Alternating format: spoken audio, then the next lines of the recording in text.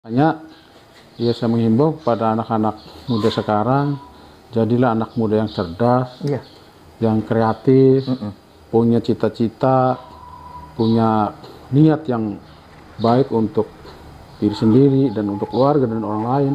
Ya salah satunya jadi pengusaha ataupun ya jadi guru atau jadi intelektual apa sih. Kalau di Ciwandan mungkin kebanyakannya pengusaha.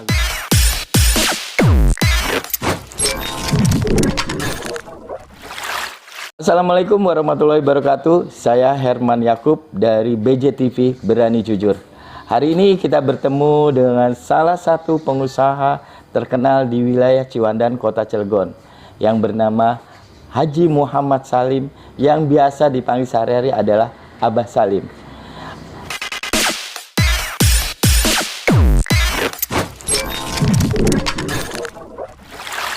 Assalamualaikum, Mbah. Waalaikumsalam Bang Herman. Ya, Mbah, apa kabarnya nih?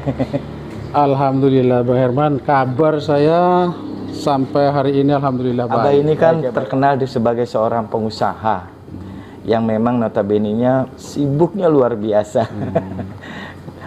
Apa sih, Bah, yang Abah aktivitas itu sebagai pengusaha itu, Bah? Ya, mungkin berangkat dari kronologis kenapa saya jadi pengusaha. Dan memang akhir-akhir ini saya ya jujur saja ya disibukkan dua hal. Pertama memang sebagai background pengusaha juga saya harus mencari peluang-peluang usaha. Lalu yang kedua mungkin tahun ini ada momen politik juga. Jadi kesibukan saya itu ada dua. Iya, luar biasa. Dan membelakangi kenapa saya harus jadi pengusaha, memang pertama alasan saya itu umumnya di Cilegon ya, khususnya di Ciwandan, memang sini banyak industri. Industri, lalu yang kedua di Ciwandan memang kategorinya masih banyak pengangguran dari dulu sampai sekarang juga. Mungkin masih ada ya yang belum bekerja. Kenapa saya terjun di bidang usaha? Salah satunya pertama saya pengen memanfaatkan peluang-peluang yang ada di Ciwandan. Yang kedua saya ingin bermanfaat bagaimana sedikit mengentaskan anak-anak yang masih nganggur. Karena saya merasa bahwa saya juga masih terbatas kemampuan ya untuk membuka ruang atau lahan pekerjaan itu kan saya tidak mampu. Nah maka di sini ada banyak pabrik dan saya ya lewat usaha ini bisa menyalurkan tenaga yang ada di Ciwandan untuk bekerja di satu pabrik itu. Gitu. Bah, terbayang nggak sih, Bah, waktu kecil itu kalau Abah itu bisa menjadi seorang pengusaha yang suksesnya sangat luar biasa nih sekarang ini?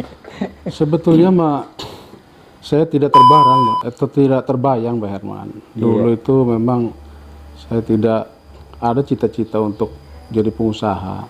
Bahkan dulu sebelum jadi pengusaha saya bekerja di proyek. Bahkan saya 7 tahun atau berapa tahun ya kerja di pabrik.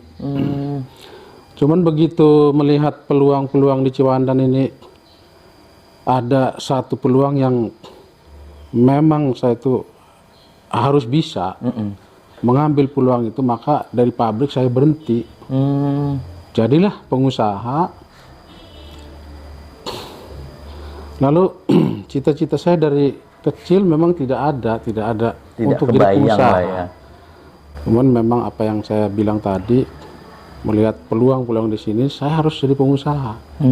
Dan filosofi saya, orang-orang lain saya masa nggak bisa gitu. Kira-kira begitu. Iya. Dan akhirnya mungkin Allah ngasih jalan dan terutama orang tua mendoakan dan keluarga serta teman-teman sahabat mendoakan ya. Alhamdulillah sampai sekarang saya masih eksis di pengusaha. Ya artinya sampai berhasil luar biasa ini ya, Bah ya. Sebetulnya Mak, kesuksesan itu ya definisinya bukan hanya untuk pribadi saya ya. Jadi kesuksesan itu bagaimana saya sukses bisa manfaat dan bermanfaat kepada orang lain. Itu definisi sukses sebetulnya. Sebetulnya ya. Dan saya nggak merasa saya ini seorang pengusaha sukses. Secara pribadi saya tidak merasa, akan tetapi mungkin penilaian orang Agus Salim ini sukses. Kira-kira begitu Bang Herman. Ya mungkin karena dari sosialnya juga terlalu tinggi juga nih Abah nih. Bisa jadi seperti itu ya Pak ya. Saya itu Bang Herman ya, maaf ya kalau dibilang saya sering berbagi, saya jarang melihatkan ke orang lain ya. Begitu ya, kalau mau berbagi ya kadang-kadang nggak tahu orang itu. Iya. Biarkan saya sendiri dan keluarga saya sendiri yang tahu. Karena berbagi itu harus dilandasi dengan satu keikhlasan. Ya buat apa kalau kita berbagi hati kita yang nggak ikhlas, nggak bisa jadi amal gitu. Betul. Kan. Ya, kalau amal sih. Padahal kan nama Abah itu kan Haji Muhammad Salim. Usia belum wajar untuk dipanggil Abah sebenarnya. Itu ada story-nya nggak sih Bah sampai Abah dipanggil Abah Salim gitu? Jadi story-nya begini Bang Herman. Dulu lagi sekitar tahun 2010-an ya. Di bawah tahun 2010 lah. Bahkan 2005 juga saya sudah dipanggil Abah tuh sama padahal masih muda banget ya pada saat itu ya. Jadi ceritanya dulu di Cilegon itu kan ada dua tokoh yang saya idolakan ya. Pertama almarhum Pak Aat Syafaat ya. Yang kedua almarhum Haji Sam Rahmat.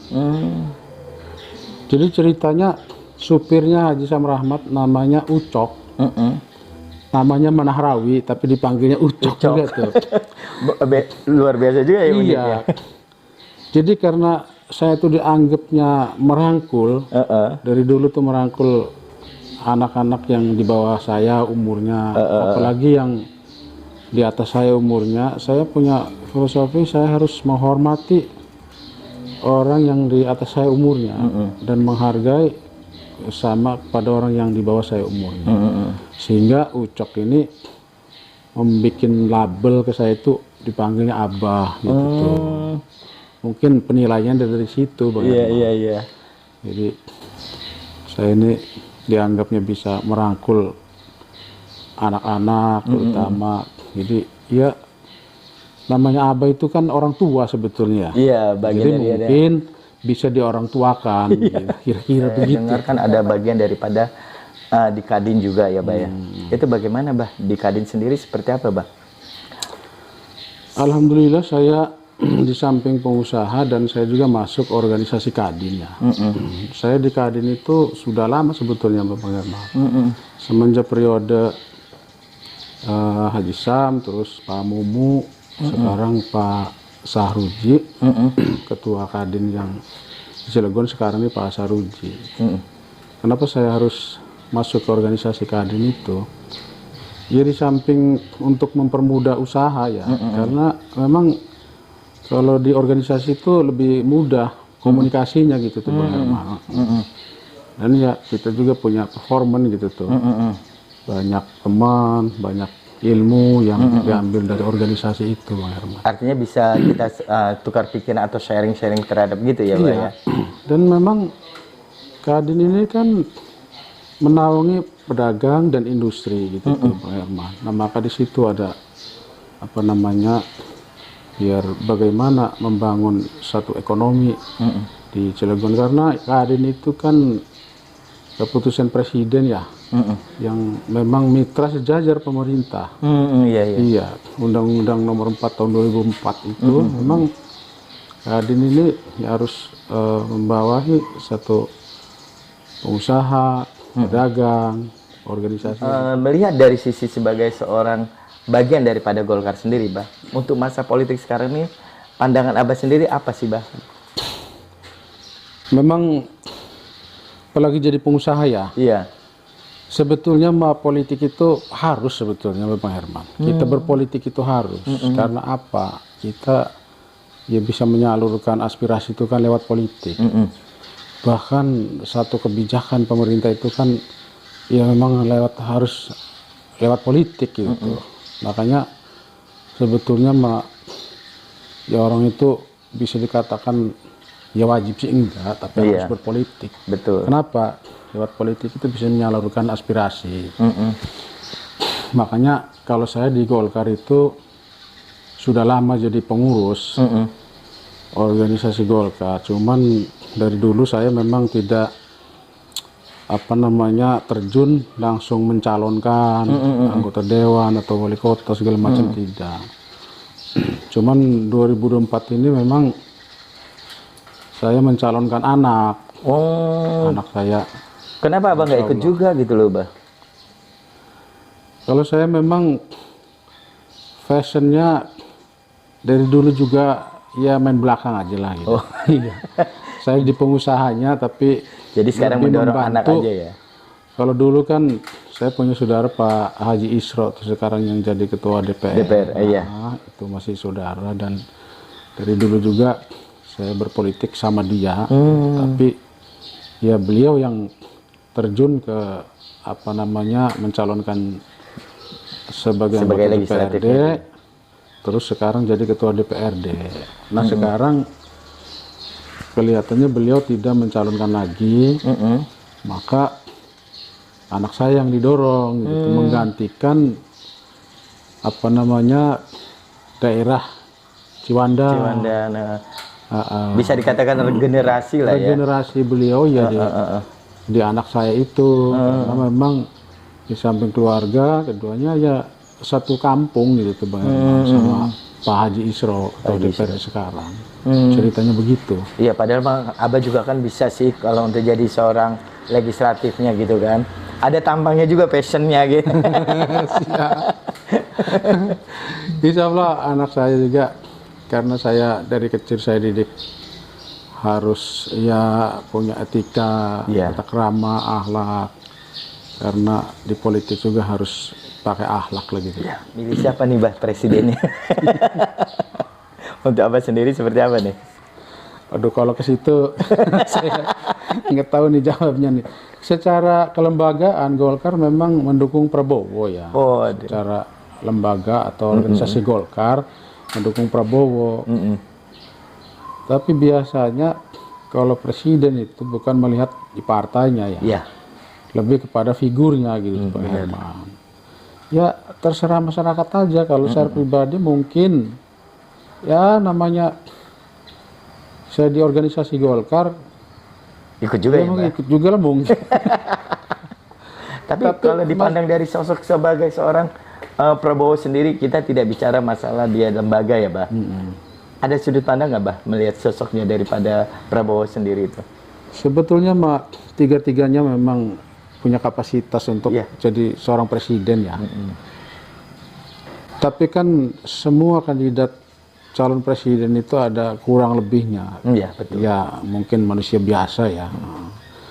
Kalau melihat Prabowo, saya memang Prabowo ini sudah ibarat ilmu pemerintah ataupun kapasitas menjadi presiden itu memang udah cukup lagi. Apa alasannya? Karena dia sudah mencalonkan ketiga kali apa 4 kali sih? 3 kali. 3 kali ya. Dan saya jujur aja ya, 2 kali saya memang mendukung Prabowo dulu itu. Tapi bukan berarti yang lain tidak bagus atau tidak punya kapasitas. Semua juga punya kapasitas, Pak Anies. Ya, para pemirsa BJTV, itulah kita berbincang-bincang, ngobrol-ngobrol dengan Abah Salim yang sangat luar biasa. Beliau adalah orang yang sangat mulia kepada masyarakat, khususnya wilayah Ciwandan, bahkan kota Cilegon sudah banyak yang dikenal. Mudah-mudahan apa yang kita wacanakan, kita bicarakan, bisa menjadi contoh untuk generasi muda khususnya. Semoga semua masyarakat kota Cilegon bisa menjadi seorang pengusaha seperti Abah Salim. Demikian wawancara kita hari ini. Kembali lagi kepada episode yang akan datang. Assalamualaikum warahmatullahi wabarakatuh. Ya.